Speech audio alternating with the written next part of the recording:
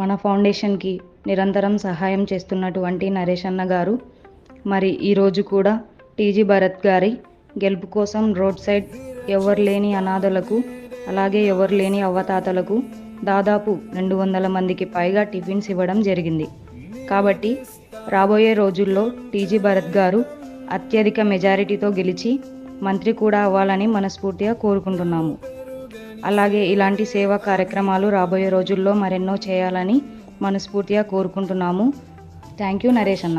మన అక్షయశ్రీ ఫౌండేషన్.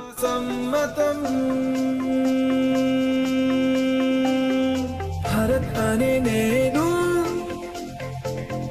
హామీ ఇస్తున్నాను, బాధ్యున్నై ఉంటాను.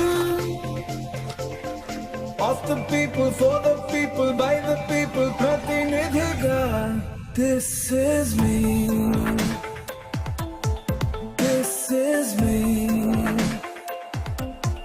This is me. This is me.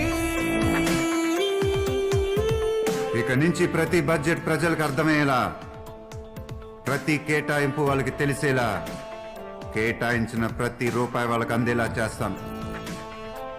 Contractors అందరినీ హెచ్చరిస్తున్నాను. మీకిచ్చిన ప్రతి కాంట్రాక్ట్, అది చిన్నదవచ్చు పెద్దదవచ్చు, దాని గురించి ఎప్పటికప్పుడు ఆరాధీసే అధికారం ప్రభుత్వంతో పాటు ప్రజలకు కూడా ఉంటుంది.